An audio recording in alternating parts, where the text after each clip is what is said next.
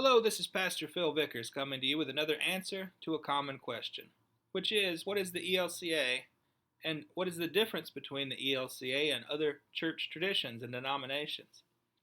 ELCA stands for Evangelical Lutheran Church in America, and it's the church body in which I am ordained and of which First Lutheran here in Mission Hills is a part. It's the largest Lutheran church body in the country. Some other examples of Lutheran church bodies are the Lutheran Church Missouri Synod, the Lutheran Church Wisconsin Synod, and the North American Lutheran Church, and then many other much smaller church bodies. I always like to remind people that when we come to the question of differences between churches, that we should never come to it with an attitude of one-upsmanship. I never make any claim that the ELCA is the only church or the best church, but rather I come to it with an understanding that the Lutheran faith has had a wonderful history of the gospel being articulated in it.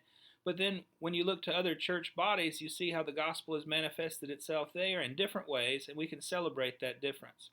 When you look to the history of a church body, it has usually come about because there was some great lack, some great need, or some great good that was missing that church body felt like it could contribute wholesomely to. And so you see at the core message of all these different denominations is something that makes sense, and it's something that made sense for the context in which it grew. That's certainly true for the Lutheran faith, but it's also true for different faiths as well. And it's both interesting historically and very faith strengthening to see how the Holy Spirit can bring about these new flowerings of different ways of talking about the gospel depending on the context, so that there'll be no barriers to people receiving Jesus. So what are some of the differences between the ELCA and other church traditions? Well, number one, we have what's called an open table in the ELCA, which means that everyone is allowed to take communion. There are other churches where you have to be a member of that church in order to take communion, and that's done in an effort to make sure people understand what communion is, and so it's very understandable. But in the ELCA, we tend to think that if a person feels led to take communion without fully understanding 100% of everything that goes on within the church, then that could be an entrance to them having a greater understanding. And so we allow people to commune and then teach them following that.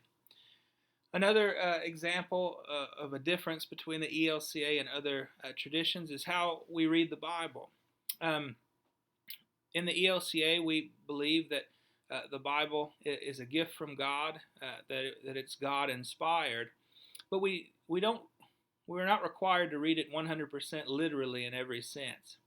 So, for instance, a good example is the story of creation. There would be many ELCA Christians that would believe in a literal six-day creation, but there are a great deal more that would believe that the universe came into existence as science tells us it did, and read Genesis as a poetic metaphor and analogy about our relationship to God and to creation more than about a textbook rendering of exactly how things came into being.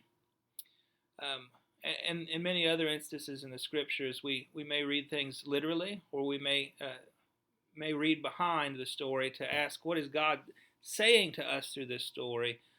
What's the point behind the story?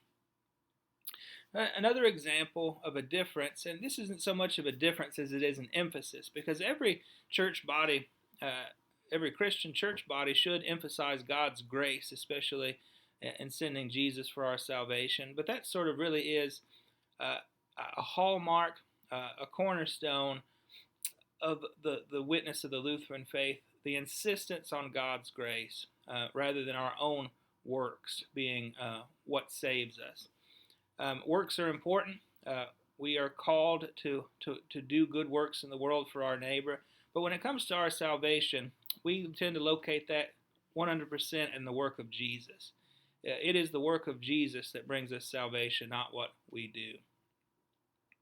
Those are just a handful. That we could talk a great deal more about some of the ways that the church has expressed itself differently, but I will recommend to you a couple of books if you want to delve in further. First is the Fortress Introduction to Lutheranism by Eric W. Gritch, wonderful book.